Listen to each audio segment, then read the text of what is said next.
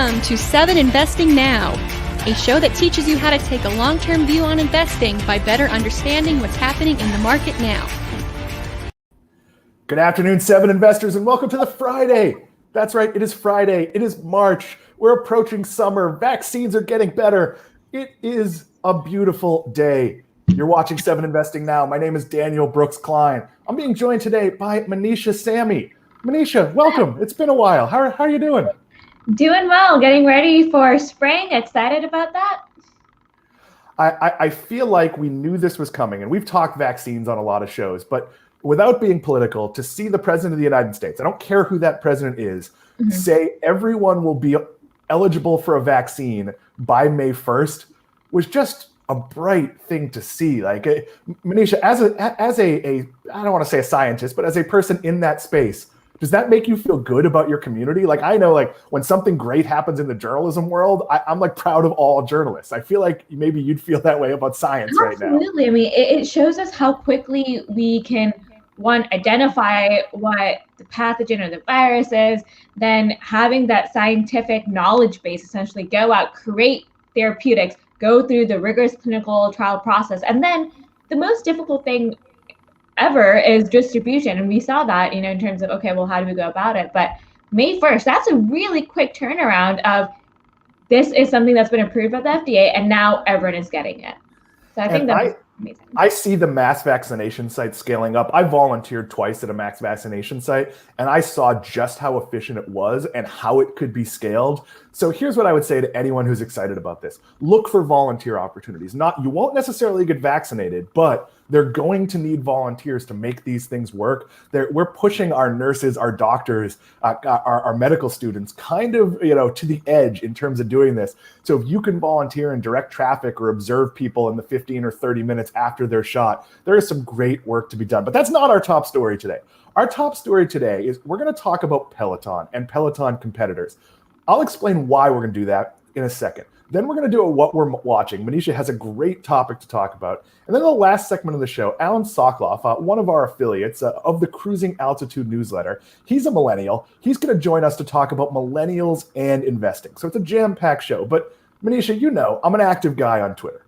And I throw a lot out there on Twitter. And yesterday, I just threw out a link, no judgments made, about how Sam's Club was selling an $800 Peloton competitor.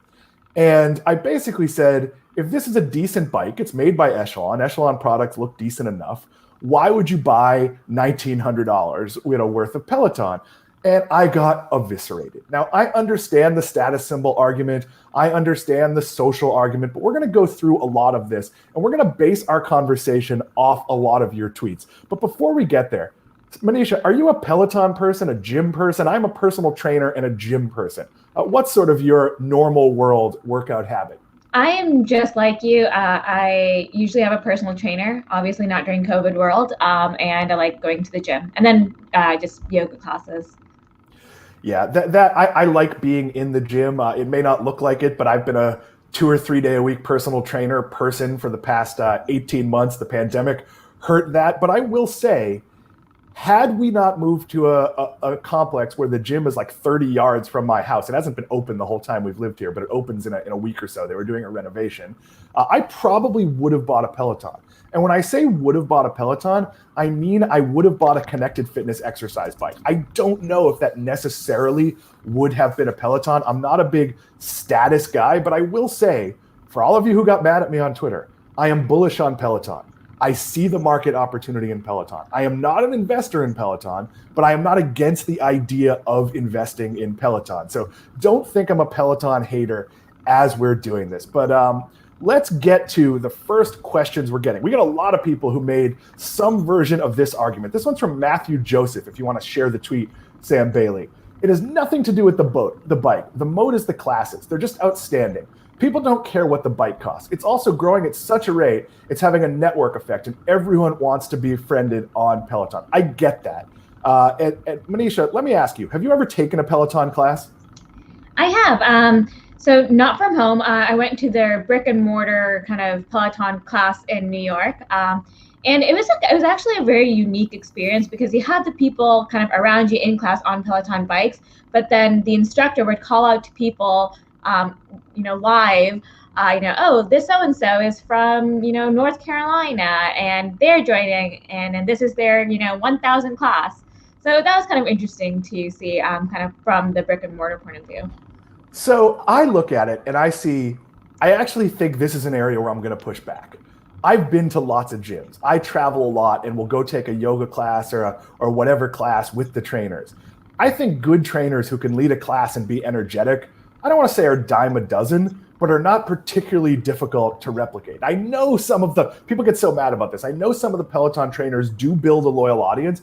I know the fact that you can socially interact with your friends a little bit matters, but I'm a grown person. I don't need to go to a class and have someone recognize me or shout me out. I've seen classmates of mine, people I respect, literally be nervous on Twitter about whether they're going to get called out during their 100th ride.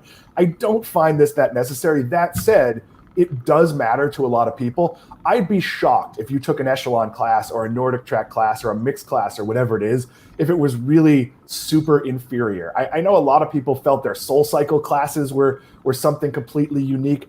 But I don't see this as a differentiator. It is a marketing differentiator. People clearly believe it, but I don't know that it's actually true. We, of course, would like your questions and comments. Wherever you're watching this, if you want to question and comment on Peloton, on Connected Fitness, anything in that space, we are happy to take those questions as we go. But Preston shared yesterday on Twitter, Peloton has become such a brand name. It's a status symbol and has that edge to it. Reminds me of when people were getting the iPhone in the early days. It turns heads and people like that. Also, I do hear the bike is next level to competitors. Manisha, you've been on one. I've seen them in person at the mall. I've never been on one. Does it feel that different from the average exercise bike at the gym? I think there is a bit of a difference. And then, if I'm looking at specific companies, so, there's Soul Cycle, there's Peloton, and then in New York, there's also Flywheel.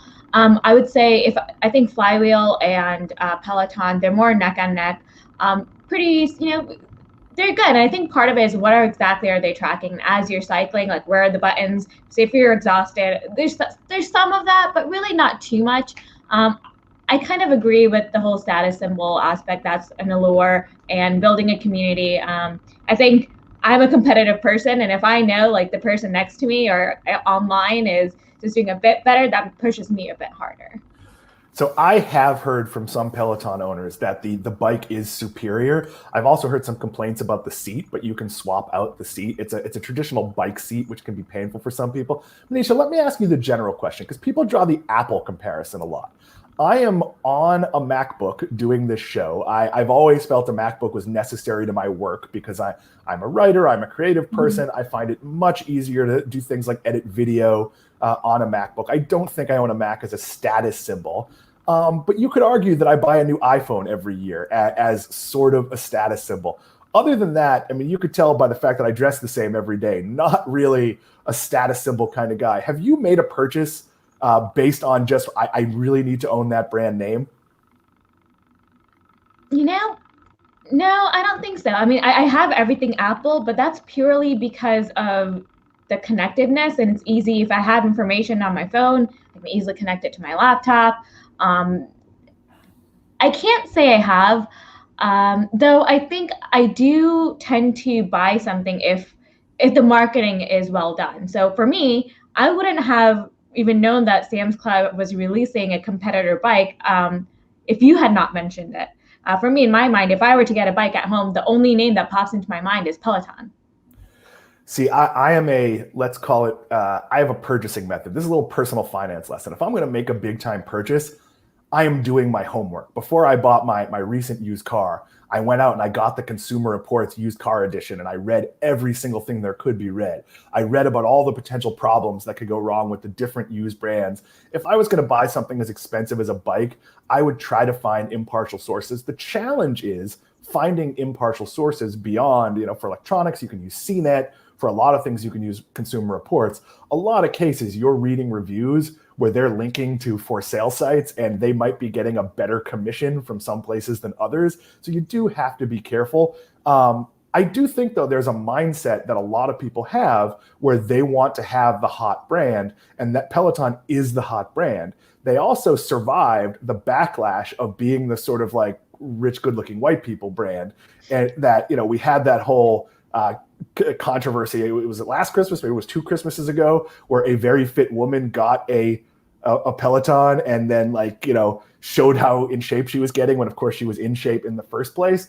We saw them get through that, and the power of the brand, all the jokes about you have to be overlooking some beautiful vista, to place it in your house and buy a Peloton. I do think they've become sort of an approachable luxury brand like Apple. But Shimothy asks, an important aspect to remember is that the service revenue isn't tied to the hardware. I personally went with a cheaper competitor bike, Bowflex, but I'm a happy monthly subscriber to Peloton for the classes. I think this is an important point. You can buy a cheaper bike and still use the Peloton app. It's not as integrated. Some of the features don't work, but I could see the logic of doing that. And then we're gonna move to a really important point from my friend, Sam Materia. Sam is actually probably my longest colleague in the financial space. We go back to before I was at the Motley Fool. I think you're looking at the price wrong. Peloton isn't an $1,800 bike versus a $700 bike. It's a $60 a month plus subscription cost.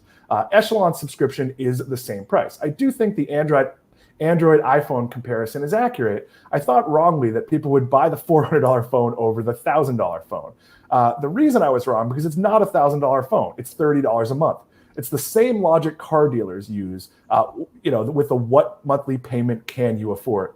Manisha, I think this is a good point. How many times do we buy something where we don't really think about the total cost? Like I know when you buy a house, you don't really think of it as $325,000. You think of it as $1,300 a month or whatever the number is. Is this something, do you think that this leads a lot of people to buy a Peloton? I think so.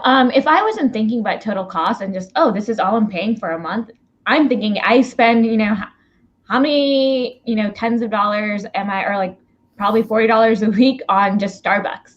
So then this is nothing. Or then Spotify and a Netflix combo combined. Okay, well that's essentially, or add on another subscription service. So that makes it seem cheaper. I think it does. It's also something though that I've personally taken an inventory of, because I know I had bought 5 or 6 different things on, let's call them installment plans, 0% interest, you're paying $60 a month, whatever it is. Like we just got the new Xbox and it's whatever it is, $29.99 a month for 2 years, and you get Game Pass. And I feel like I've saved the money in the fact that I'm not buying my son a new $60 game every month. But we really went through and looked at our subscriptions to figure out okay, we have a subscription to this. Is someone in the house using it? And I've actually paid for a couple of things upfront fully, because it's if you keep buying things at $20, $30, $40, $50 a month, and then all of a sudden you have 15 of them, that becomes a meaningful amount of money. Now, of course, many of these things are 0% if you pay them at once. Like when I got my laser eye surgery, we financed it because we have an HSA, and it's a little complicated because they don't take payment directly from the HSA. So we have to do a really complicated reimbursement tax form kind of thing. But that being said, I'm making payments big enough so I will pay it off while it's 0% interest. Why give the company the money for that period of time when I can, finance it and pay it off through my wife's office-funded HSA? So really, it's no cost to me. But I do think you need to be careful. We got one more Twitter comment here, and then we're going to go to some of your questions and comments. Mark, that's at the Mark Cook, asked, Daniel, would you rather have Lululemon or Gap, a MacBook or a Dell, a Porsche or a Toyota, being trained by celebrity trainers or average people? They're only celebrity trainers because they have an audience on Peloton. It's not like Peloton went out and got, Tony Little or I can't even think who would be a celebrity trainer these days, but when they're not actual celebrities, they're Peloton world celebrities. They're kind of like the MTV VJs of the Peloton world. But let me ask Manisha the question, because there are areas where I'm snobby. I will go to Starbucks over a lesser coffee place. I'll also go to a nicer coffee place over a Starbucks. I will buy Apple products over Dell products. But I'll absolutely shop at the Gap. I don't even know where I shop. I just buy wherever has black shirts cheap. I will definitely, I drive a 2014 Toyota that I just bought. It's actually older than my previous car. So is there a little bit of a snob factor in that I bought a Prius? Yeah, maybe. But I don't know. I think this is different for everyone. Manisha, your thoughts here? I absolutely agree with you. It's a very personal opinion.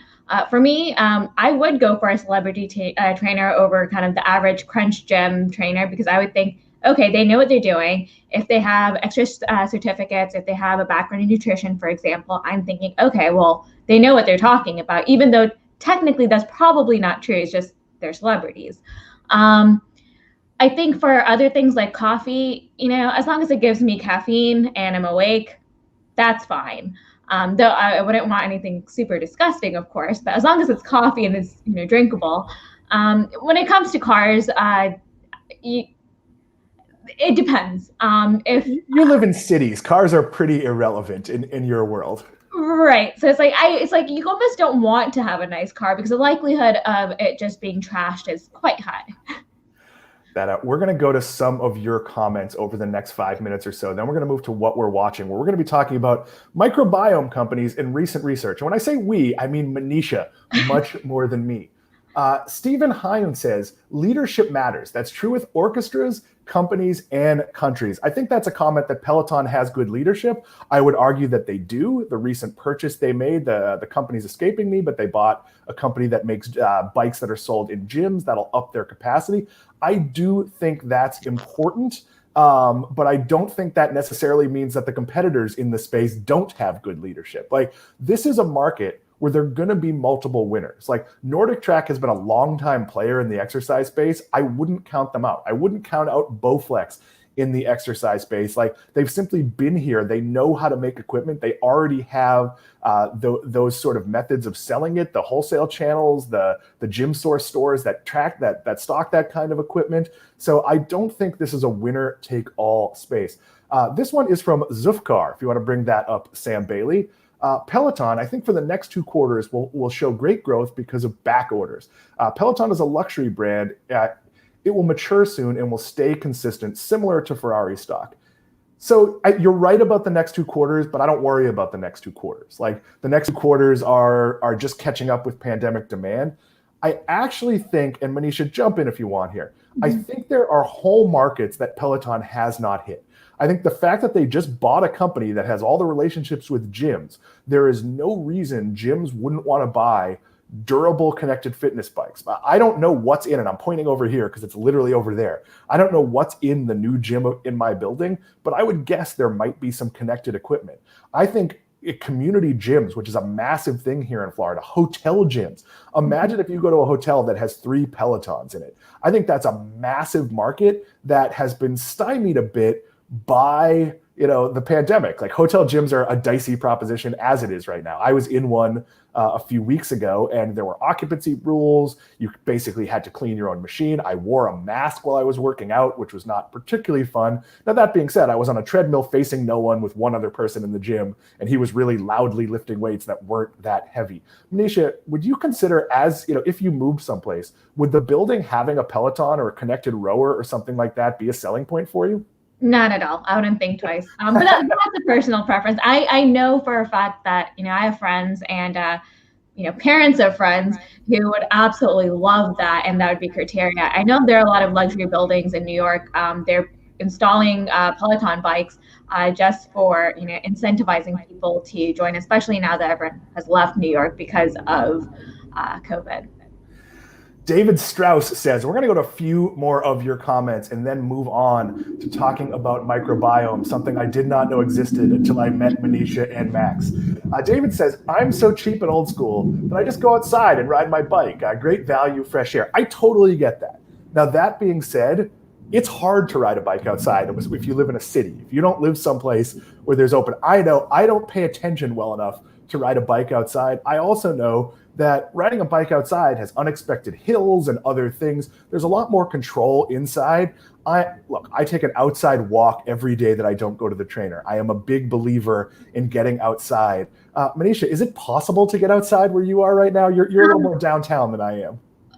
It's possible, though my problem with riding a bike outside would be that I don't know how to ride a bike, which is on me. So that would be kind of impossible. But yeah, I mean, I do see people riding their bike outside, but there are some very hilly areas. And then I think about people who live in San Francisco. I would never want to ride a bike in San Francisco with kind of the steep hills that they have there. Joey K says, Dell for the win. I love mine. Yeah, we own at least 2 Dell computers in this house.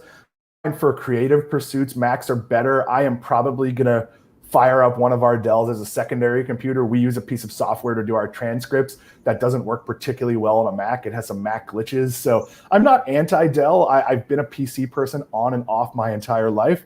That said, we appreciate so many of you taking part in the Peloton conversation. Manisha, we are going to move to the microbiome conversation. Then we're going to talk to Alan Soclof about millennial investing. But before we do that, we both work at 7 Investing. We are lead advisors at 7 Investing. What does that mean? Every month on the first of the month, whether it's January 1st or April 1st, I feel a little weird that we're going to do this on April 1st, but we put out our new picks. Those are the highest conviction stock recommendations we have this month. So I might on this show talk about 10 stocks that I like. My pick, which I won't talk about on this show, is going to be the one I think is my absolute best buy right now. So if you're a member for $17 a month or $170 a year, you get access to those picks right on the first of the month. You also, a little bit later, get access to our team calls where we pitch those picks to other people. So Manisha might pitch her picks and Max might fire back with all sorts of knowledge, and the rest of us might ask dumb questions about, the finances because we don't know as much. I might pitch a retail company or an entertainment company that everybody can ask questions about. So those are available to members. We also do a new members call on the 3rd Friday of every month. We also do a call for our existing subscribers where they can ask about any of our past picks. We're adding tons of new stuff to the website every day. That is just for members. So if you'd like to become a member of 7 Investing, and why wouldn't you? It is 7investing.com/subscribe. Once you become a member, you get a referral code. Why is that important? Well, if you go out on Twitter or Facebook or your MySpace page or stand on a street corner with one of those spinny signs with your referral code, every person that signs up, not only do they get a deal, they get their first month for only $10. You will get a free month. So if you get 20 friends to sign up, that's 20 free months. So I can't say enough how much I like the service, how proud I am to be part of this service. And our own Simon Erickson says, 7 Investing should certainly fund this endeavor, including the training wheels. I missed the beginning of this. Is someone suggesting we get training wheels so I learn? Simon shares, surprised that Manisha doesn't know how to ride a bike. Manisha, if you would like, my 17-year-old also doesn't know how to ride a bike. If you want to come visit, we could teach you that. I also used to teach swimming. So if anyone doesn't know how to swim, I can also teach people how to swim. All right, so that's 2 things that you're teaching me, Dan.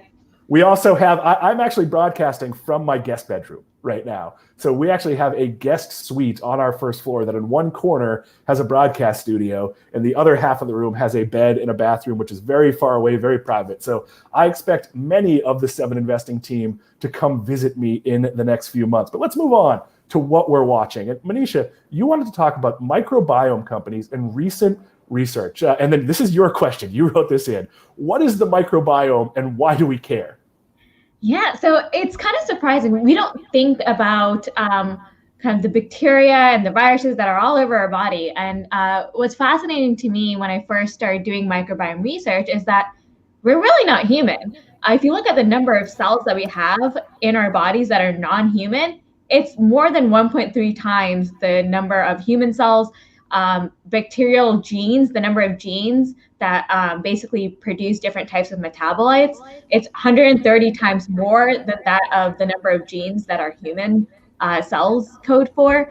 And the reason why we care is that these metabolites that bacteria releases, it affects our health status. So anything from, how we metabolize our food that we eat, or recently there's something that we talk about where it's the gut-brain axis. So we realized that there is a crosstalk between the microbiome, so the bacterial composition in our gut, our lung, our skin, and our neuroendocrine system. So that influences things like whether or not we have Alzheimer's, Parkinson's, and other mental disease. So there's a huge body of research, and it's growing over time, of how the microbiome affects different disease and health states. In 2016, the White House, along with private stakeholders, announced the National Microbiome Collective. So people foundations such as the Bill and Melinda Gates Foundation, the Parker Institute, the White House itself, they have donated hundreds of millions of dollars towards this research to not only develop applications for healthcare, but also food production and environmental protection. So Manisha, let me jump in here. I had never thought of the fact of all the terrible things that could go wrong with me, because I'm apparently not what I thought I was until I met you and Max. So that part is, but from a practical point of view, are there microbiome products out there right now? Yes, and the most simple and kind of gross way that we treat C. difficile, for example, is using fecal matter transplant. Basically, you take the poop from someone and you insert it into someone else, because that should change. You have a doctor do that. Don't do that on your own. Yes. But I mean, the thinking is that there's good bacteria, there's bad bacteria, and a doctor is able to see, okay, well, this strain of bacteria or this XYZ strains, together they produce some sort of toxin in your body, and that's bad. But if you have another strain of bacteria, it could help get to a healthy state for your gut, lung, skin, etc. And that's the premise. And there are a number of ways that you can change the composition of your microbiome. And there are various ways. And now there are dozens of companies, both private and public, that are working on applications. So is this sort of an extension of when I was your age, I don't think anybody talked about probiotics, and nobody talked about what's in your gut and that there's good bacteria and bad bacteria. Is that sort of an extension of the hey, you should eat this yogurt kind of logic? I think probiotics is more of a shotgun approach. There's no clinical studies really if that is useful. What these therapeutics companies are doing is it's very direct. Actually, this week, and I think this is really interesting. So this is, at least from my knowledge, one of the oldest microbiome-based companies that's public, Seres Therapeutics, so ticker MCRB. They have 4 programs in clinical trials based on changing the composition of the microbiome. And so their lead program is for C. difficile or recurrent C. difficile. But they also have one that's very interesting. So it's in phase 1 study, was in phase 1 studies called SEER 401. And this was to help metastatic melanoma patients. So that's also interesting that the microbiome can also help determine the treatment effect of cancer patients. So originally, this drug was supposed to help patients respond to checkpoint inhibitors. In early preclinical studies, they found that while using Seres Therapeutics microbiome drug, patients who would not have responded to checkpoint inhibitors, so metastatic, so these are stage 3, stage 4 melanoma patients, now were responding to treatment. I don't know why, but it just happens to be that it was working. But they discontinued a few days ago, which was a huge, you would think it's a huge letdown. And I'm still not sure how to view kind of their rationale for it. They had enrolled 10 patients. They're saying it's because of COVID and enrollment was slow. So this was in conjunction with MD Anderson Cancer Center and the Parker Institute. What they were saying is that their earlier stage pipeline is progressing so quickly, so preclinical stage research, that by the time they enrolled patients into this study and went into clinical trials and did validation, that it would be disintermediated by their earlier stage program. So that's also very promising, that that the research here is picking up speed. So as much as I'm terrified from some of the things I've learned from Manisha, I also feel hopeful. There is a part of me that says okay, go work out, don't die for 5 more years. And no matter what you get, there'll be 3 amazing treatments. I know that timeline is aggressive, but it feels like if you're a regular person who doesn't follow all this stuff, that like science is kind of stuck and like we haven't. And then when you bring on a Manisha, you bring on a Max Chasko, you learn that there's all these amazing things. Like who knew that there were, treatments for cancers and Alzheimer's and all sorts of other things that are possible. So that makes me feel hopeful about the world. Joey K points out that there is a South Park episode on the microbiome. I'm not a South Park guy. I'm a sort of missed it age-wise, but I will go check that out. We appreciate that comment, Joey. Before we bring on Alan Soclof to talk about millennial investing, Manisha, how early are we in this? There's only a handful of publicly traded companies, right? Right, definitely only a handful. But I think if you look at the private sector, there's just so many. I mean, there's even a CRISPR-based microbiome company called Sniper Biome, which I kind of love the name, calling it Sniper. And I think we're getting there. I mean, we're in phase 3 trials. We're waiting for a series of potential approval for their lead candidate. And I think as the body of research continues to grow, it's only going to continue to accelerate. So I think we're getting there. We learn something every episode. We thank you for watching. This is 7 Investing Now. Manisha's going to, fade in the background. She's going to sip some seltzer, whatever it is. And we're going to welcome Alan Soclof to the program. Alan is an affiliate of 7 Investing. He is the creator of the Cruising Altitude newsletter. He's been on this show before in a pre-taped interview. This is the first live guest we've ever done that isn't part of the 7 Investing team. So Alan, welcome to 7 Investing Now. Thank you. And it's an honor to be the first live guest. Thank you for believing in me. So we're going to talk millennial investing, and I couldn't figure out a way to ask these questions without coming off like a clueless dad asking his kid about Snapchat. So I apologize that some of these might be pretty basic or even mildly insulting. That's not the intention. I do feel like when I'm talking with my son about some rapper who died, who's apparently a giant deal, but I've never heard of them. And I will point out that all of the things being said about millennials, maybe not all of them, but a lot of them were said about my generation, about Generation X. So these really are kind of like rolling tropes. So I'm not sure you're that different at this point in your life than we were. But when I was your age, I don't think I knew what the stock market was. I mean, I knew it as a vague concept. There were like giant sections in the newspaper. I don't know if you know what a newspaper is, but there were literally like giant sections with stock tables because that's how you would follow your stock. That eventually shrunk to like 5 or 6 or maybe just like local stocks, and then it disappeared altogether. But to people your age, people in their 20s, people college age, do they broadly know about the stock market now? I think they definitely do. Do they know a lot about the stock market? Not necessarily, but do they know the new retail stock that is taken off due to Wall Street bettors? Yes, they do. But I think the big reason that it has become so mainstream is 2 reasons. One, Robinhood, of course, with no commission trading has made it much more accessible to the younger investor, and also social media. Instagram is just packed with different stock meme accounts, informational accounts that have hundreds of thousands of followers. So the stock market is becoming known.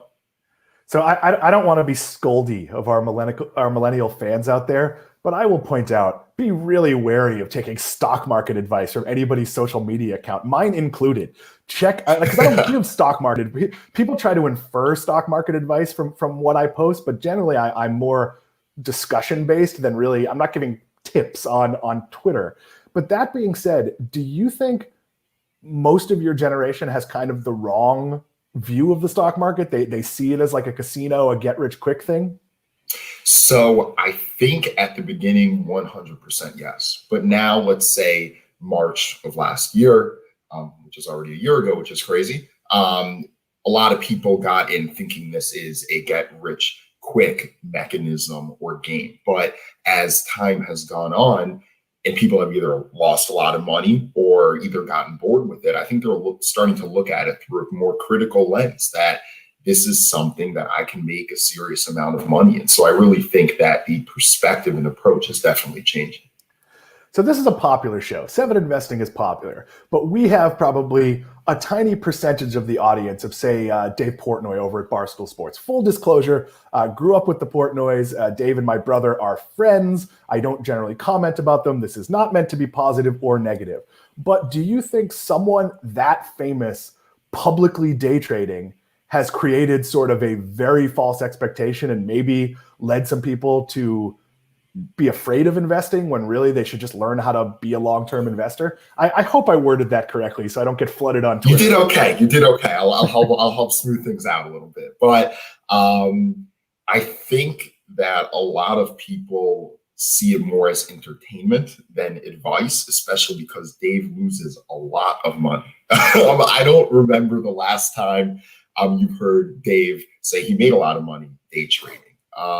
So I think in many ways people are like, maybe I shouldn't be doing this, but I do think I'll flip it, that if someone with his popularity could make long-term investing cool and fun, that it could really change the sentiment for millennials and Gen Zers. And if you think Dave should just be talking about Penn National Gaming all day, since over the past, what is it up? I mean, it was down to $4 or $5 a share, and now it's at 130 almost. Like, I think Dave should be talking about that all day. I'm sure he's listening to me right now. But yeah, and you could argue that's a fundamentals-based valuation. That the Barstool association with Penn, look, that is not a brand targeted at me, but I love some of their content. You know, some of what they do is stuff we've shamelessly borrowed. You know, in terms of the Mount Rushmores and that kind of stuff, our formats we've used at different points. That being said, and it's not just Dave. I think Mark Cuban is guilty of this too. There was a lot of cheerleading for the GameStop, AMC kind of retail manipulation. And Mark Cuban went out and asked people, hey, who do you follow for investing advice? And I will say those of us at 7 Investing came up quite a bit, because I do think it's fine if you want to take 5% of your portfolio as fun money and treat it like a dumb night at the casino. I think that's great. If you're young, you're probably not going to win, but just like there's the rush of, we all have that gambling story of the night things went well, and that's fun and it's probably worth the losses. But I do love to see someone like a Mark Cuban amplifying good voices. And those aren't just us, but we've talked about this a lot. You and I personally, all of us in the 7 Investing team, buy good companies and hold them for a long time. That's not super exciting. That's not buying like a $30 million biotech stock that's trading for 2 cents that might literally not even be a company, and then hoping it goes to $1.50 so you can get rich. I have lectured enough there. So let's get back to you. As a younger investor, what are your goals? Like, why are you investing? It's probably not retirement, right? Like, that's a really long ways away for you.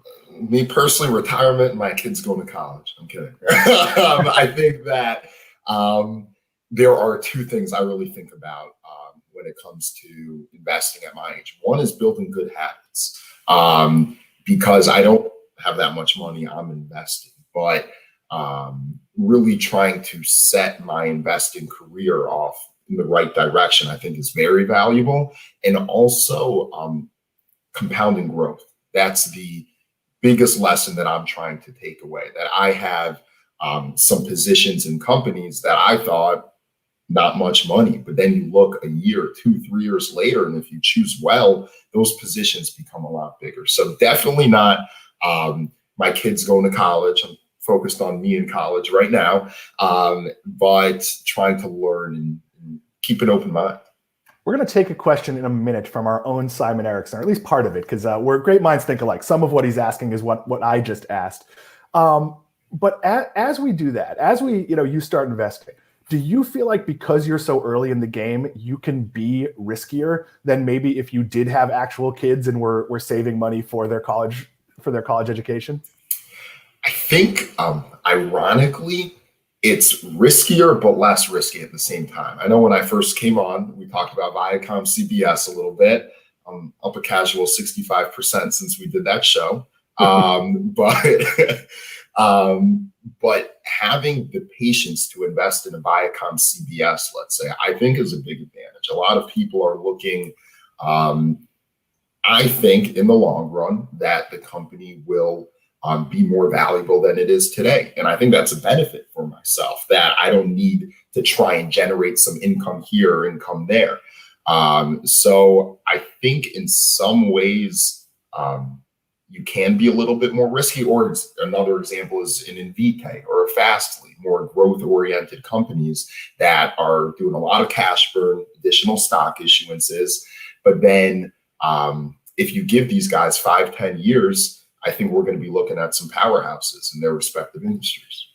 It's an interesting answer because I do think like if I was in my 20s, I probably would be much looser with my money than I am now, because even all those things we talked about, retirement, kids, college. I have a 17-year-old. When I was your age, the concept of having a 17-year-old did not factor into anything I was doing. Maybe I would have thought a little bit about buying a house or some of my personal needs, but let's pull up Simon Erickson. Simon is, of course, our founder, our CEO. He says, welcome to the show, Alan. Alan, I'm going to skip the first part of the question because we just kind of answered that. But how do millennials feel about the recent events with GameStop? Is it something your friends were talking about? 100%. I think two things that I wanted to point out that we discussed before the show, that stocks, it's always been kind of a social endeavor in many ways too, but now it's really becoming social. My friends and I every day are talking about, do you see what GameStop did? Do you see what Nokia did? Do you see what Viacom did? And one of my friends, we have anointed him as the technical analyst for GameStop. He has zero knowledge about the stock market.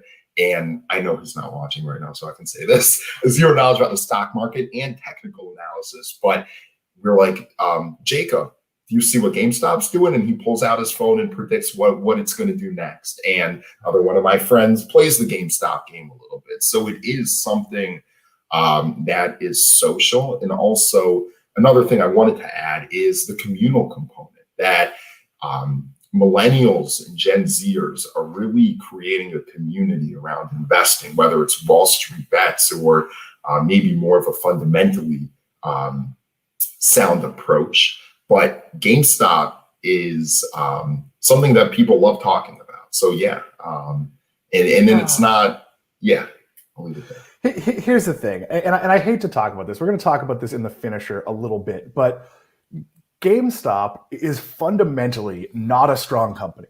And there is a turnaround argument for GameStop, but the fact that they're hinging it on a digital turnaround when you can buy games directly on your console, I think is fundamentally a bad idea. So if you wanted to socially be excited about Penn National, where you can make a strong bull case for, if you wanted to be really excited about Restaurant Brands International because your friends like the Popeyes chicken sandwich or whatever it is, or you're big into Starbucks or whatever it is, or even as much as the valuations are ridiculous, if you truly believe AMC, the movie theater company, which has shored up its finances, is going to make a pivot to education and events and something else, like, I think there has to be a fundamental case for a company to be worth it, not, hey, I think a mob of people are going to buy it. Like you're trading, oh God, I'll say Beanie Babies again. I know you don't know what those are. They're little collectible stuffed animals that were big in, I don't remember when. I'm trying to think, like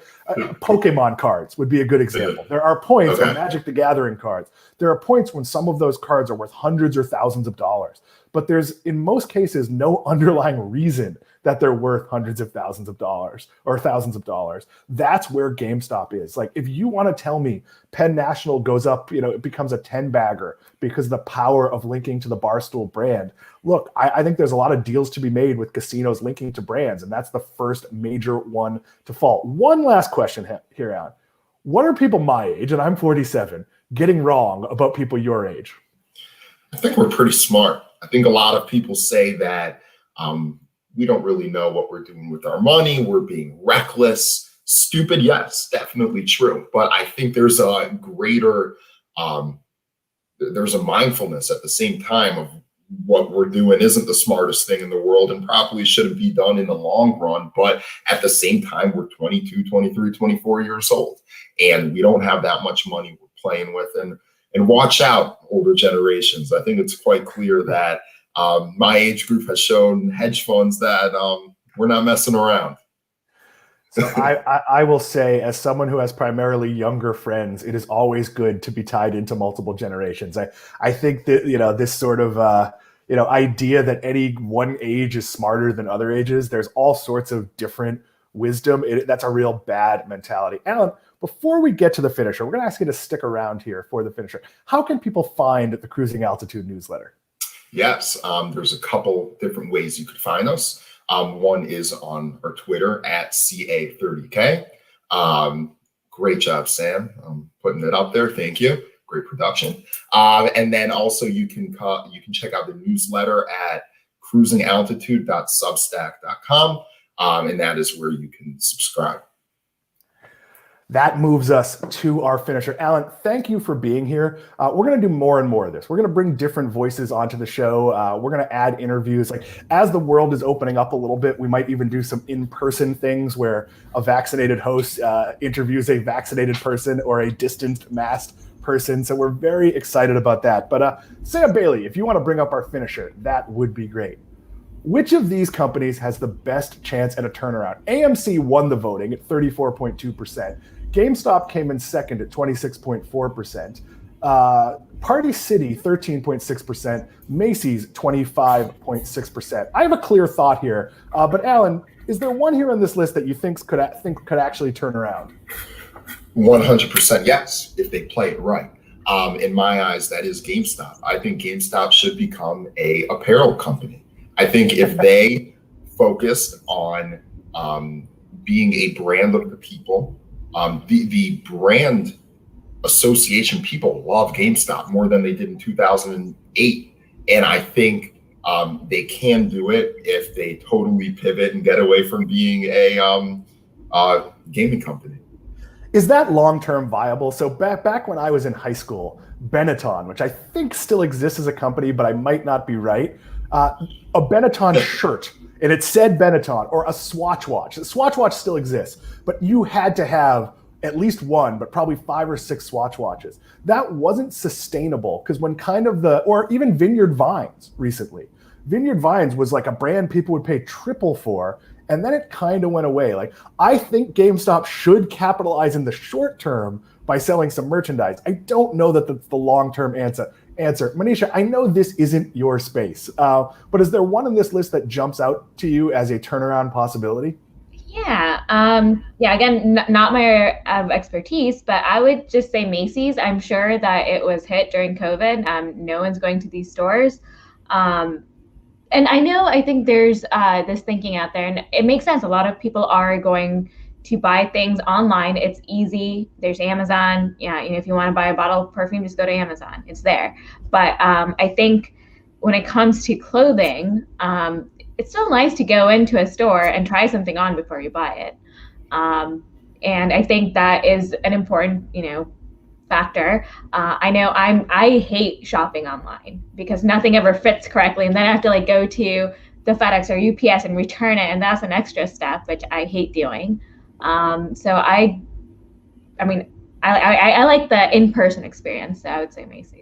I do think there's a place for Macy's. I don't think it's particularly investable. I think they'll be a business for all those reasons. Mm-hmm. I also think they've fallen pretty far behind on store within a store concepts. We just saw that Nordstrom has made a couple of deals for that. I'd like to see a very heavy presence. There are a lot of brands out there that were opening, stores that don't want to now. So Untuckit and Warby Parker and Third Love, Casper Mattress. There is a Casper Mattress store near me. I think we're seeing those deals happen. I do think Macy's has been a little bit left behind. Maybe even some of your brands that are pulling out of retail, like Nike, might be willing to go into a Macy's because it's an upscale store. But I actually think the answer here is Party City. And I know that sounds crazy, but if you're throwing a kid's birthday party, you want to go to Party City to buy your Teenage Mutant Ninja Turtles plates or whatever it is. And obviously, this is a terrible time for parties. COVID has stopped that. Seasonally, Party City does the pop-up Halloween stores. I've never understood why the pop-up Halloween store doesn't then become a pop-up Christmas store, a pop-up Valentine's store, and then a pop-up Mother's Day store. It feels like you could just rotate those concepts. But I do think that Party City's troubles are much more of the times than any of the others of these. GameStop, I think, maybe could be a viable concern. I don't think it's a good investment. AMC, I think, is going to end up owned by Disney and Netflix and some consortium of people that want there to be movies. Macy's, I think it'll exist. It'll be a smaller footprint because I agree. I'm not buying a suit online. I'm not buying a dress shirt online unless I own exactly the same dress shirt and I'm buying another one. But with that, we have reached the end of the Friday edition of 7 Investing. If you'd like to get in touch with us, it is really easy to do. I remember back in the days, Alan, where you'd have to send a self-addressed stamped envelope to whoever you wanted to get in touch with, and then they might send you like a picture back or something. But no, you don't have to do that. You can reach out to us at info@7investing.com. That's our email address. It's usually Steve Symington who answers those. That's for questions about the service, questions about, oh, hey, when does 7 Investing now air? That is, of course, Monday, Wednesday, Friday, live at noon. Though a week from Friday, we're actually going to be at 12:30 because we're going to push back half an hour because we're doing our members call, which we always get to the members call, and some of us have to drop off to go do 7 Investing Now. So instead, we are going to actually keep everybody on the members call and then immediately seg into 7 Investing Now. And of course, this whole show started with my viral tweet yesterday. So how do you follow us on Twitter? We are at 7 Investing. That is the @ symbol, the number 7 Investing. Alan, when I was in college, I didn't have an email address. Like, that is how I didn't have a cell phone. And I had a phone card that I used that was my dad's, so I could like call home that I'd get questions if I had too many calls that were on there that like weren't to my parents. Like, so the world has changed dramatically, but thank you for doing this. Of course. Thank you. This was awesome. Manisha, Sammy, thank you for doing this. We will be back on Monday. See ya.